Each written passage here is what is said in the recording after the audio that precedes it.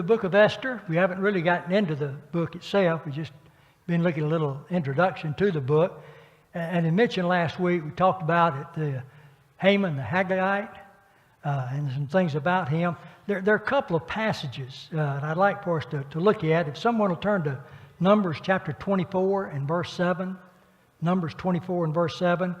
And if someone else turn to 1 Samuel 15, verses 7 and 8. Numbers 24:7 and 1 Samuel 15:7 and 8.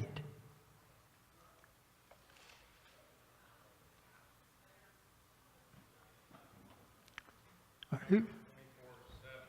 Yes, sir. Water will flow from their buckets. Their offspring have all they need. Their king will be greater than Agag. Their kingdom will be exalted. Okay. This is from a prayer or blessing being pronounced upon Israel by Balaam. And that mentions here that the kings there of Israel will be greater than Agag. Now, in 1 Samuel 15, we have mention again of a king Agag. But this is a long time period after that. What was spoken there in Numbers 24 and verse 7, you've got the period of the judges, Joshua, then the judges that come through before you get to 1 Samuel and have the first king. And there we read about King Agag. Someone read 1 Samuel 15:7, 8.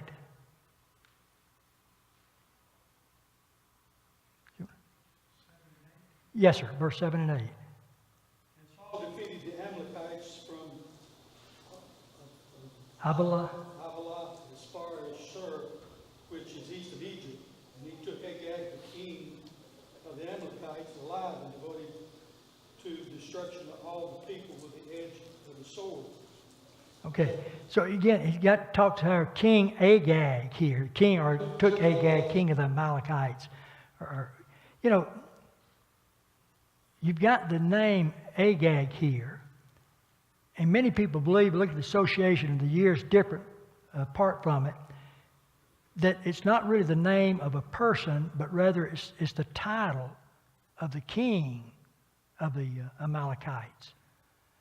Just like with Egypt, they talk about Pharaoh, they talk about King Pharaoh.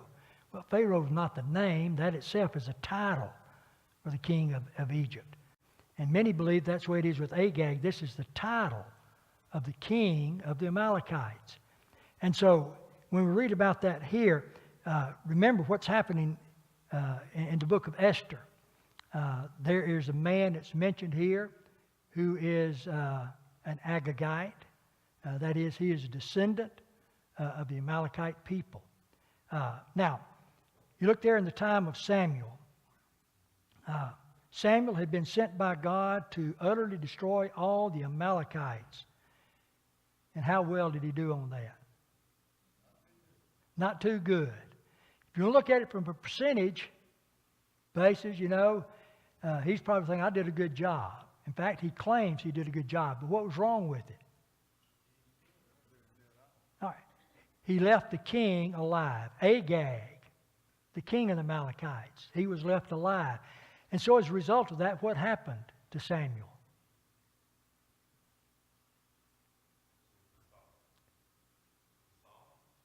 Yeah, I meant Saul. What?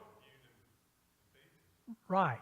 Samuel, rebuked him for what he had done and not doing what God said, and told him that because of that, the kingdom was being taken away from him and would be given to a neighbor of his. And so instead of Saul having his sons, reign after him, it's taken away from him and it's given to David. But that's because of the fact that Saul, and by the way, Saul was a descendant of who? Who was his father? You remember that? Kish. So his father was Kish. But because he didn't kill the king of the Amalekites, Agag, he had the kingdom taken from him. Now, when you get to the book of Esther here, it's interesting here when you look at Esther chapter 3 and verse 1.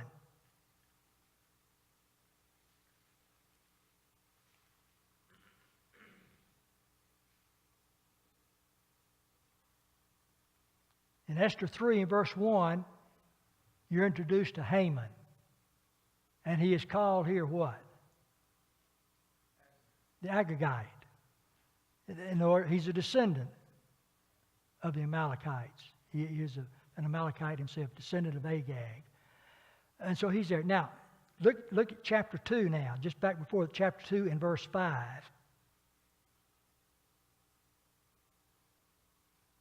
The text says, now there was a Jew in Susa, the capital, whose name was Mordecai, the son of Jair, son of Shimei, son of Kish, a Benjamite. And so Mordecai is also a descendant of Kish, just like Saul was. But Mordecai is the one who's going to be responsible for bringing about the death of Haman the Agagite. And as a result, what happens to Mordecai? He's elevated. You know, he's blessed by God, and he's elevated to a position of honor and power there in the kingdom of Persia. And so it's just interesting to me here in this. You see this idea, you've got Saul, the son of Kish, fails to kill Agag, the king of the Amalekites, and because of that he loses his kingdom.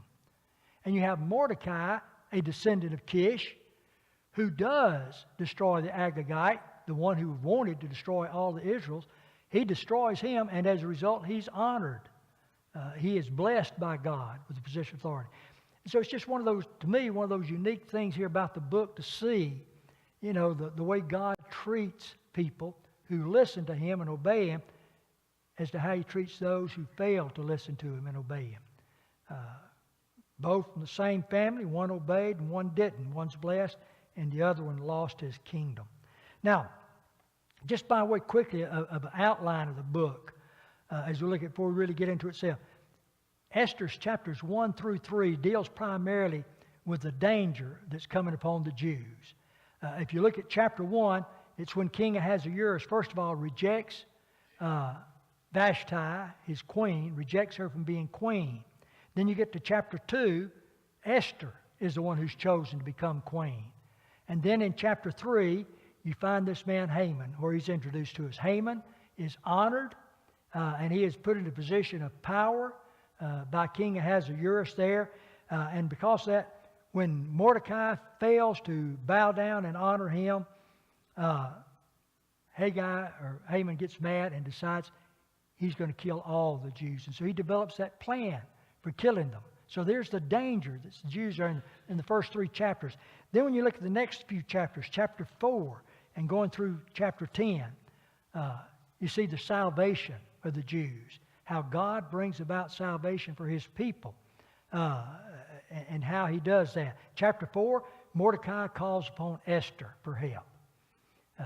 She's been elevated to be queen, and he calls her in and lets her know, who knows but what you were brought to the kingdom for a time such as this. He didn't know.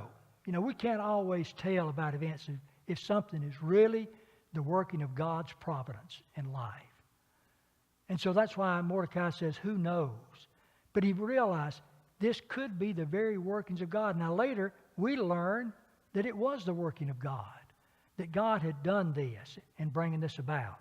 But we can't always know ourselves. But here it is. And so chapter 5, Esther has a banquet, but only 2 people are invited to it. King Ahasuerus, her husband, and this man Haman. And so, you know, that's there that he's brought to that invitation. Chapter 6, Haman is obliged to honor Mordecai. The king reads through his book and finds out where Mordecai had learned about the plans of some people to kill the king and reveal that and save the king's life. And so, you know, the king wondered, what's been done to honor Mordecai? Nothing had been done. So Haman happens to be there, and he calls Haman in and says, what should I do for the man that the king longs to honor? And of course, Haman, with all of his pride, thought, well, who would the king want to honor more than me? And said, well, I'd put him in one of the king's robes, put him on the king's horse, and parade him through the city, and at every intersection I'd stop and holler out to everybody, thus the king honors, or does for the man who the king wishes to honor. And then the king told him, so that's a great idea. And you take my horse and garment, and you put it on Mordecai, and you do that for him. And so this is the thing that really, really leads now to the downfall of Haman. He is invited to the feast a second time, and he comes and he's trying to plead for his own life, and it ends up, though, with his fall and his execution. Then in chapter 8, verse 1, and going through about chapter 9 and verse 16, the Jews' vengeance. The law that's been made for the killing of the Jews is a law according to the Medes and Persians. It means it cannot be undone. The king himself cannot change that law. But what he does is he passes another law giving the Jews the right to defend themselves, and the day before they're to be put to death, they can go out and kill all of their enemies. And so that brings about the salvation of the Jews. They get their vengeance on their enemies. Chapter 9, verse 17, going through verse 32, we're introduced into the Feast of Purim, a feast that is still observed by the Jews to this day in honor of the fact that they had been saved from destruction by the hand of Haman. Then chapter 10, very short chapter, is just an epilogue to sum everything up about the book. So that's kind of a brief outline of it, of helping to remember what's going to be in it. But let's begin looking in chapter 1 of the book. And in chapter 1, there's several things that are important that we'll want to talk about in it. But to me, one of the most intriguing things, and this is something that Matthew Henry talked about in his commentary on this book. He said, the design of recording the story of this is to show how a way was made for Esther to gain the crown in order to her being instrumental in defeating Haman's plot, and this long before the plot was laid. Now, you talk about the providence of God. Before Haman ever got an idea of wanting to destroy the Jews, before he ever developed a plan for doing that, before he even had an idea of wanting to do something like that, God was already working out his plan so that when Haman made his plan, God would have something in the way to prevent it from happening. And that's the way that God works in the lives of his people. God has plans in mind for doing whatever needs to be done and to bring blessings upon his people. And it will always be that way. God is far smarter than those who are his enemies, those who oppose him. And God always has a plan to defeat the plans that men make against him. And we can trust in God always because of that. So that's the thing about this. So let's look at the first chapter and just look at the first few verses here of chapter 1, verses 1 through 4. In the days of Ahasuerus, the Ahasuerus who reigned from India to Ethiopia over 127 provinces. In those days, when King Ahasuerus sat on the royal throne in Susa, the capital, in the 3rd year of his reign, he gave a banquet for all his princes and servants. And just think about this, that he's given this mass celebration for all of these people. And he says about it, in the 3rd year of his reign, he gave a banquet for all his princes and servants. Note, princes, servants, then the army chiefs of Persia and Media, and the nobles and governors of the provinces being before him. So certain individuals that are mentioned specifically, they're invited to this banquet. It says, while he showed the riches of his royal glory and the splendor and pomp of his majesty for many days, 180 days. So you think about what he's done here in this. All to bring about and show the riches and splendor of Ahasuerus. And it's interesting, though, when he begins it, notice the statement. He said, in the days of Ahasuerus, the Ahasuerus who reigned from India to Ethiopia. I never realized this. I've never checked it, but I understand that there are at least 3 individuals in the Bible that have the name Ahasuerus. There were some who served later as kings, even in Persia. But there was another Ahasuerus who was not anyone of significance, not a leader or a ruler or anything. And so some have speculated when this is written that it's done to identify this particular Ahasuerus, someone distinct from the other. The Ahasuerus we're talking about here, also known as Xerxes, is the one who reigned from India to Ethiopia over 127 provinces. So you stop to think about this man and the power it has. he gives this feast, and evidently what he wants to do is impress these people with the great wealth and power that he has. His empire extended from India to Ethiopia. And now that's remarkable when you think about that. Let me see, I think, yeah. It may be hard for you to see on this map, but the brown area here, that shows the outline of the Medo-Persian Empire at the time that Ahasuerus reigns. And it looks, it's a rather extensive land area there. But it's an area that covers, in our world today, it includes Turkey, Syria, Lebanon, Israel, Jordan, parts of Egypt, Iraq, Iran, Afghanistan, Pakistan, a good bit of India, and parts of Saudi Arabia. And so we're talking about a large area that this man ruled over. The Persian Empire was extensive. And yet that may have been one of the reasons, too, why that empire came to an end. Sometimes, a kingdom gets so big that it just has no way of being able to protect it all. And sooner or later, there are going to be those times when he's going to begin to lose that power and control over them. His capital was in Susa. Now, some of it's same name as Shushan that's given to some of them. You look at the map there. I tried to identify it here on the map. I put that black circle around it. And I don't know if you can see it right there just above the Arabian Sea here. Right there. But in reality, Ahasuerus had 4 different capitals. And he would reign from each of those capitals, sometimes at different years. Some speculated, in the winter he would be in one area, the summer another area, the spring another area, and so forth. I put another map up here to show the other 4. There is Babylon, the city of Babylon. Then just north of that, Ecbatana, and then below that, Persepolis. So 4 different capitals that he had, and he had a great deal of riches. And many people believe when he gave this great feast for everybody, that was the primary purpose behind it, was to show off the wealth that he had here at this time. Now, in writing also, his kingdom is divided into 127 provinces. Someone turn over to the book of Daniel for just a moment. I want to say it's Daniel chapter 6, but let me make sure. Chapter 6 and verse 1. Let's see if that's... Yeah. Okay, read that for us then, David.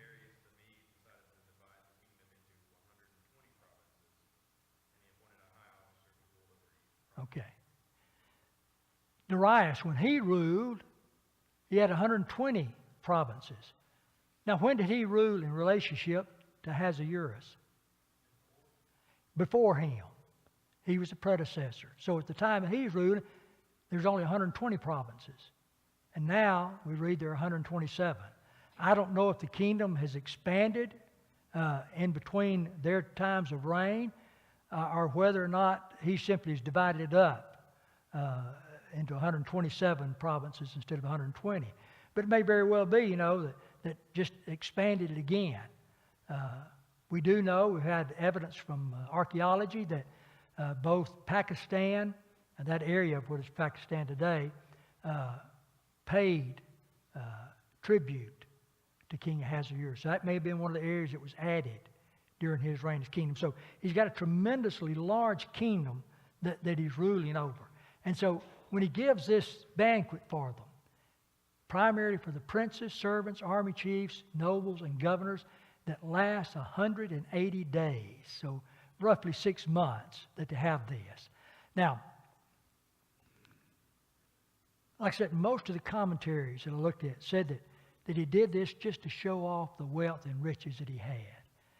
And many of them noted this was something that the Persians, especially their rulers, loved to do. They like to impress people with the wealth and all that they have.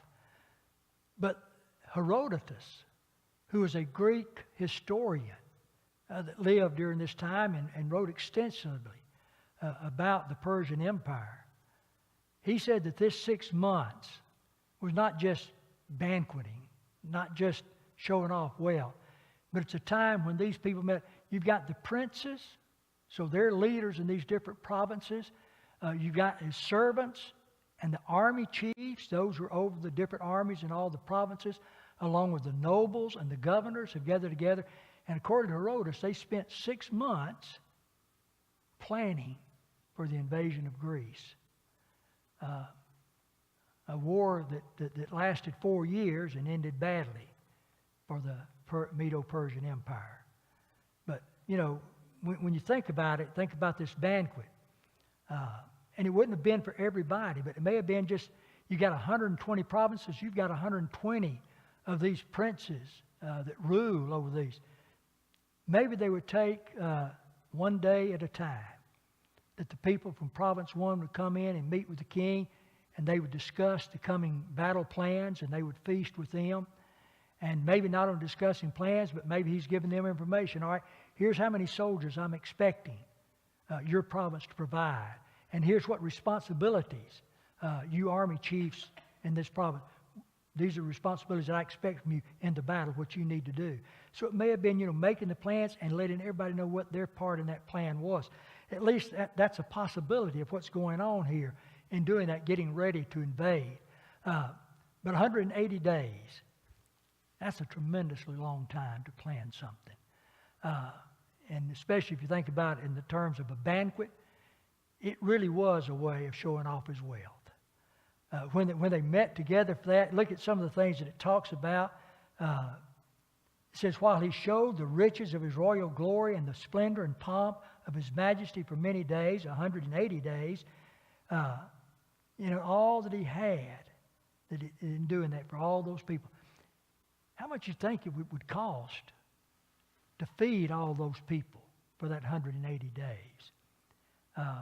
And everything that's being provided for them.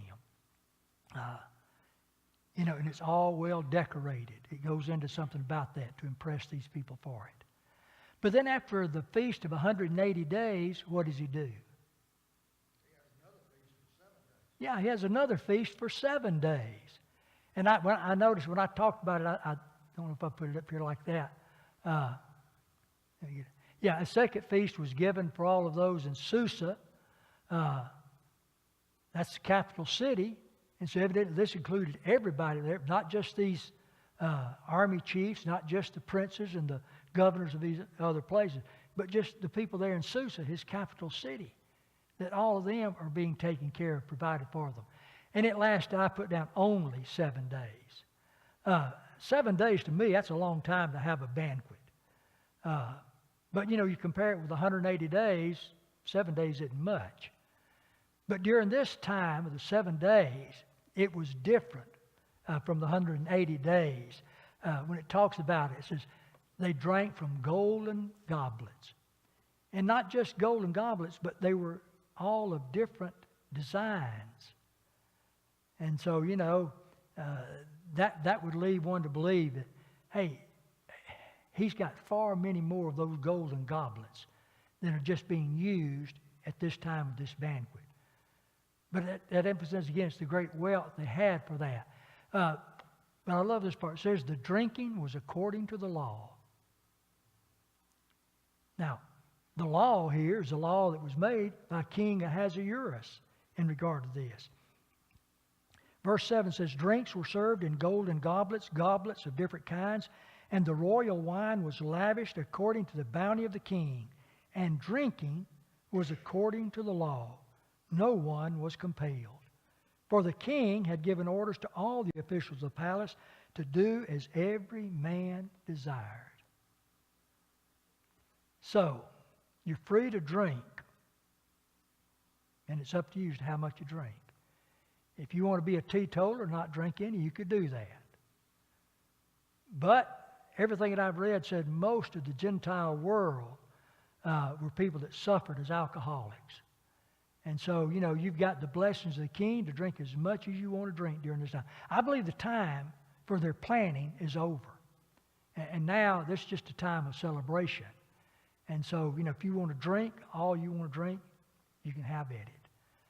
It's all according to the law. Now, it doesn't say according to the law of the Medes and Persians. That was a law that couldn't be broken. But this is a law the king has made, and it was up to each person to drink as much as you desire in regard to that. But here's the danger of it, and this is a lesson to learn from it. Drinking has led to the demise of men and of nations. Turn over to the book of Daniel for just a moment. Daniel chapter 5.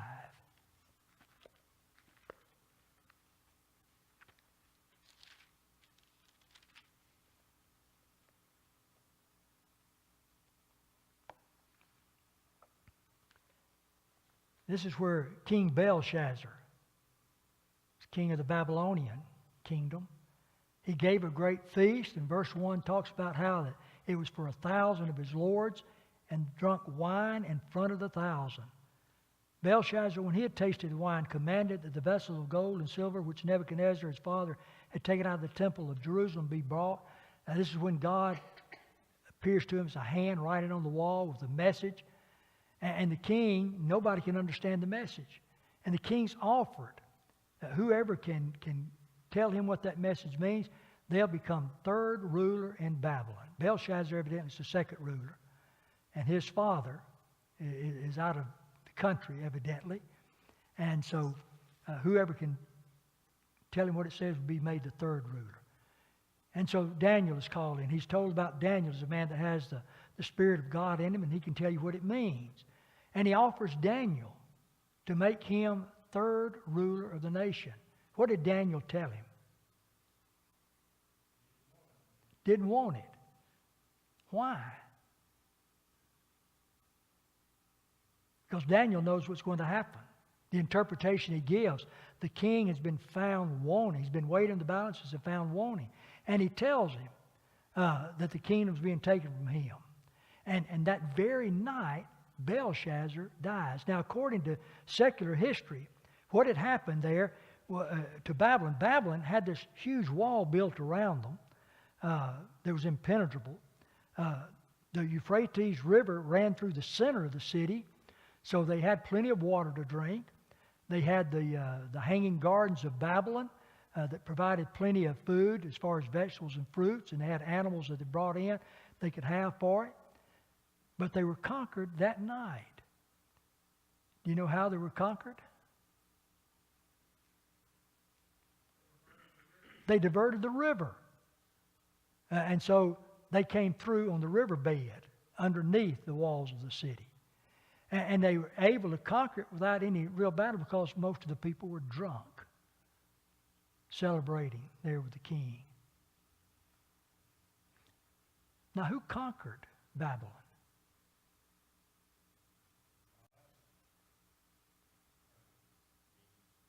Yeah, the Medes and the Persians. They conquered them because they found the nation that was drunk.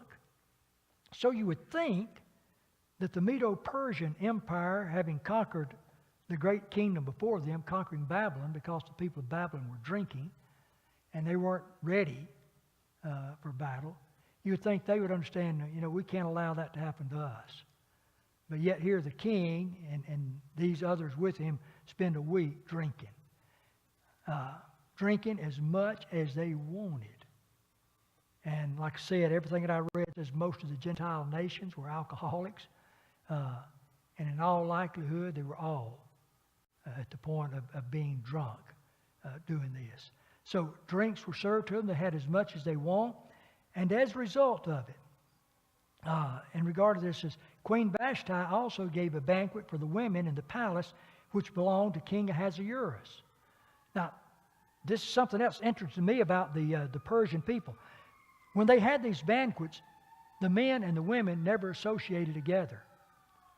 And so when he's given this banquet, evidently it's just for the men.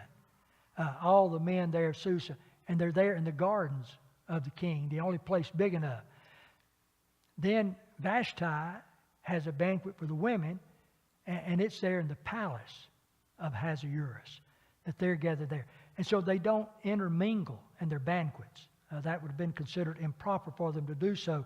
And so with this banquet going on that they have, and all the men there getting drunk from it, the king does something that he ought not to have done. When the Bible talks about it, on the seventh day, when the heart of the king was merry with wine. What do you think that means, was merry with wine? He was drunk. Burton Kaufman says he believes that this is an idiom that the Persians had. This is their way of saying a person's drunk. His heart's merry with wine. Well, this is the king whose hearts are merry with wine. And because of that, what does he do? Well, let me get to that. Talk about it. He's going to have his wife, he commands her to come with her crown to show off her beauty before all these men that are gathered there. Now, that's why I wanted to look at some of these things. Some of the papers that I've read, reports given by doctors, and one of them, I got several quotes here from Dr. Mayo. He and his brother started the Mayo Clinic, and some of the things pointing out about the dangers of alcohol. Number one, that alcohol destroys the ability to make moral judgments. They said that alcohol will not make you do something against your will, but alcohol will affect your brain so that your moral standards that you might have had are impaired. And so you allow yourself to do things that you wouldn't do if you were sober. Second thing, alcohol, he says, dulls those finer instincts that help make us different from the animals. I think I may have talked about this before, with animals. Animals don't have this idea of right and wrong. I know I've used this illustration before, but I remember when I lived there in Woodlawn, lived on 53rd Street,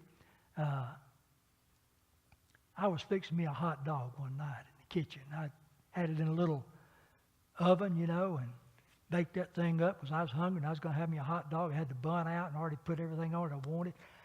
And when I was getting that thing out of the oven, it rolled off that little thing, it hit the floor, and immediately that dog grabbed it. And it was gone just like that. Well, why? Well, I could have fussed at that dog all I wanted to, so you shouldn't have done that. That was wrong. But you said an animal doesn't have any moral instincts about right and wrong. It doesn't mean anything. When a person allows himself to drink too much alcohol, what Mayo was saying, Dr. Mayo was saying was, it dulls those finer instincts that helps make a difference between us and the animals. We know, hey, that's not mine, I can't take it. But with alcohol, it gets blurred a little bit, and I'm thinking, hey, that's free game, I'll take it for myself. Well, that's what happens when you have alcohol. And so the king has gotten drunk. And when the king is drunk, it causes him to do something that I believe he would never have done while he was sober. And that is calling his wife in to show off her beauty before all these people.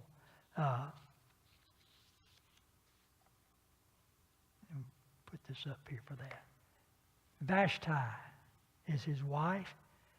Did you ever know what the word Vashti means? If you have anything in your Bible that states about it. The word Vashti is a Persian name, and it means beautiful. And indeed, she was supposed to be really a beautiful woman. And so the king is proud of her, and he wants to show her off, put on your crown, and come out here before all these men who are drunk like me and show off your beauty to them. And she refused to do so. I began looking at it there at verse 9 and reading through verse 12. It said, Queen Vashti also gave a banquet for the women in the palace which belonged to King Ahasuerus. And on the seventh day, when the heart of the king was merry with wine, he commanded Mehuman, Biztha, Harbona, Bigtha, Abagatha, Zethar, and Carcass the 7 eunuchs who served King Ahasuerus as chamberlains to bring Queen Vashti before the king with a royal crown in order to show the peoples and the princes her beauty, for she was fair to behold. But Queen Vashti refused to come at the king's command conveyed by the eunuchs. At this the king was enraged, and his anger burned within him. Now, stop and think about what he's doing. He's called her to come in. But it's on the 7th day when he's drunk that he calls her in to show off her beauty. And the text there says, let's see if we can get it. Yeah, verse 12. Queen Vashti refused to come at the king's command. Josephus, again, Josephus lived around the time of Jesus. He was a Jewish historian, but also a Jewish leader in their army. But according to Josephus, Vashti was asked repeatedly. It wasn't really an ask, it was a command from the king to come, and she repeatedly refused to do so.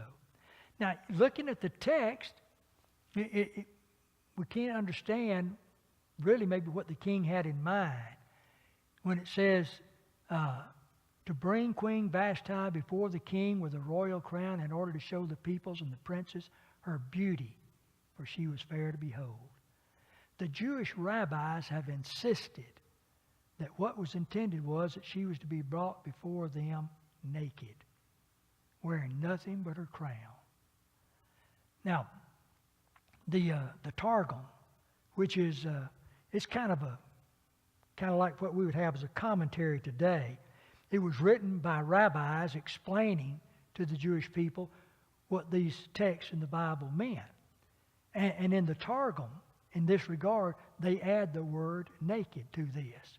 So that it reads, to bring Queen Vashti naked before the king with her royal crown. And she refused to do it. And so the king, the text says there, was enraged and his anger burned within him. Again, I don't think he would have been like that at all if he hadn't been drinking. Scholars usually suggest that the request of the king was a reasonable thing. And I'm surprised that Matthew Henry felt like it was a lawful thing and that it was reasonable. But he doesn't believe she was being brought in naked. She was just being brought in to show her beauty. What he thought was wrong with it was, hey, this is violation of the customs of the Persians. You don't have the women mingling with the men in the different banquets. And yet you're bringing her in, you're asking her to break something that would have been against their customs, and she refuses to do it. But I agree with Burton Kaufman on this. Kaufman said that he can't bring himself to believe that it was reasonable. If it was, he says, else Vashti, knowing the outrageous nature of the king's ungovernable temper, would not have disobeyed him. She most certainly knew that death itself might be the penalty of her refusal. Now later on, we're going to see here in the book, when Esther becomes queen, and Mordecai calls upon her to go to the king to seek help in sparing the Jewish people. And initially, Esther is reluctant to go before the king. Why?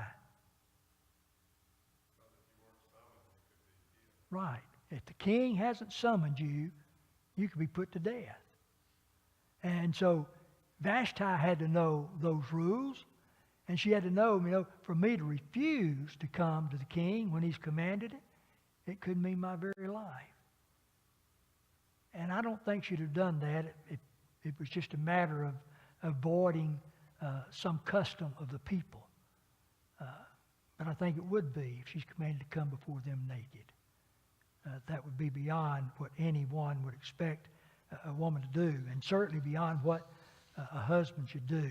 Now, very quickly, in a few minutes we got, I want to point out a couple of things here about Ahasuerus and his commanding her to come in that regard. Number one, he dishonored himself as a husband.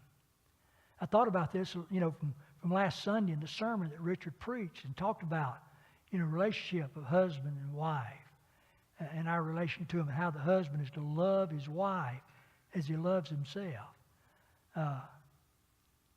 And anyhow, it's pointed out here that he's dishonored himself as a husband. The husband is an individual who ought to protect and shelter his wife, and not someone who would put her to shame like this and bring her out to show herself in that regard. In the book of Genesis, chapter 20 and verse 16, the verse says, "To Sarah he said, Behold, I have given your brother 1,000 pieces of silver. It is your vindication in the eyes of all who are with you, and before everyone you are righted."